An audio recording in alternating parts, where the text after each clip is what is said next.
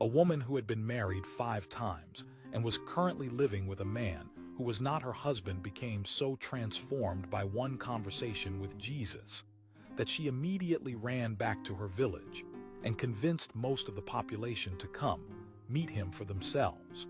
This broken woman with a scandalous past became the first successful evangelist in the New Testament, leading more people to Christ in one afternoon than some missionaries accomplish in years of ministry.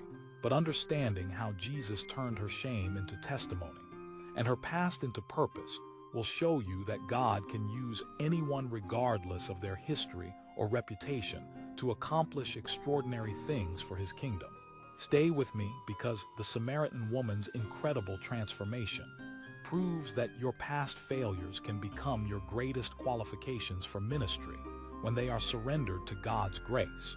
The woman at the well was drawing water in the middle of the day, which was unusual because most women came to the well in the cooler hours of morning or evening, when they could socialize with other women from the village. Her choice to come alone at noon suggests that she was avoiding the other women, probably because of shame about her complicated relationship history and her current living situation that made her the subject of gossip and judgment. This isolation was both the result of her past choices and the reason why she was emotionally hungry for acceptance and understanding. When Jesus encountered her at the well, when Jesus asked her for a drink of water, she was immediately suspicious because Jews normally had no dealings with Samaritans, and a respectable Jewish rabbi certainly would not speak to a Samaritan woman alone. Her response revealed both her surprise at being addressed and her awareness of the social and religious barriers that made their conversation unusual and potentially scandalous. But Jesus used her surprise as an opportunity to offer her something far greater than she could have imagined. Jesus' response about giving her living water that would become a well of water springing up into everlasting life confused the woman initially, but it also aroused her curiosity about this unusual man who spoke of spiritual realities in ways she had never heard before. When she asked for this living water so she would not have to keep coming to the well, Jesus knew that she was beginning to hunger for something deeper than physical convenience. She was longing for spiritual satisfaction that she had never found despite her many relationships and attempts to find fulfillment. But before Jesus could give her the living water she requested, he had to address the spiritual issues in her life that were preventing her from receiving what he offered.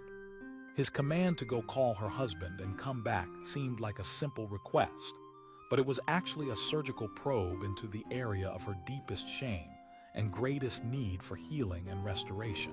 Her response that she had no husband was technically true, but was also an attempt to avoid revealing the full complexity of her situation. Think about how Jesus' gentle persistence in addressing her situation demonstrated both his divine knowledge and his genuine care for her spiritual welfare. He could have exposed her sin harshly or ignored it completely, but instead, he chose to address it with truth and compassion that opened the door for real transformation. Jesus' response revealed that he knew all about her 5 previous marriages and her current relationship with a man who was not her husband. But he spoke this knowledge without condemnation or judgment. This demonstration of supernatural insight combined with obvious acceptance created an atmosphere where the woman felt safe to continue the conversation despite having her deepest secrets exposed. For perhaps the first time in years, she was talking with someone who knew everything about her past, but still treated her with dignity and respect. When the woman realized that Jesus was a prophet, she immediately brought up the theological controversy between Jews and Samaritans about the proper place for worship, possibly as a way of deflecting attention from her personal situation, but also out of genuine spiritual hunger that had been awakened by their conversation. Her question revealed that despite her troubled past, she was thinking about spiritual matters and was seeking answers to questions about how to properly relate to God. Jesus' response about worshiping in spirit and truth transcended the geographical and cultural debates about worship locations and focused on the heart attitudes and spiritual realities that make worship acceptable to God. This teaching opened up possibilities for the woman that she had never considered, because she had always assumed that her Samaritan identity and her personal history disqualified her from meaningful relationship with God. When Jesus revealed that he was the Messiah whom she and her people had been expecting, everything in her life suddenly made sense. All her searching, all her failed relationships, all her disappointment and shame had been leading to this moment when she would encounter the one who could satisfy her deepest longings and transform her broken life into something beautiful and meaningful. The immediate result of this encounter was that the woman left her water pot and ran back to the village to tell everyone about her conversation with Jesus. This action is significant because the water pot represented her original purpose for coming to the well, but meeting Jesus had given her a new purpose that was far more important than her daily chores. Her willingness to abandon her water pot and run to the village also shows that she had overcome her shame and isolation and was no longer avoiding the people who had gossiped about her past. Her message to the villagers was simple but powerful. "Come, see a man who told me all things that I ever did." Could this be the Christ? This testimony was effective precisely because it included an acknowledgement of her past sins rather than trying to hide them. By admitting that Jesus knew everything about her life, she was implicitly acknowledging her need for forgiveness and transformation, while also demonstrating the supernatural knowledge that proved Jesus' divine identity. Have you ever considered how your past failures and mistakes might actually become powerful testimony tools when they are redeemed by God's grace? Share your thoughts in the comments, because this woman's example shows us that transparency about our need for salvation can be more effective than trying to present ourselves as perfect. The response of the villagers reveals how authentic transformation creates credible witness that draws others to investigate the source of the change.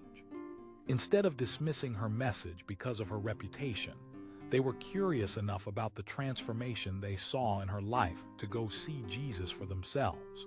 Many of them believed in Jesus because of the woman's testimony, and even more believed after they spent 2 days listening to him teach and experiencing his presence personally. This Samaritan woman's evangelistic success demonstrates several important principles about effective witness and ministry.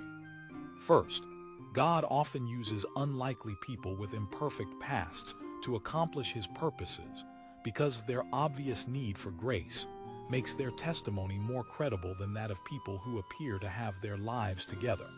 Second, honest acknowledgement of sin and failure can be more powerful than attempts to appear righteous, because it demonstrates genuine need for salvation and authentic transformation.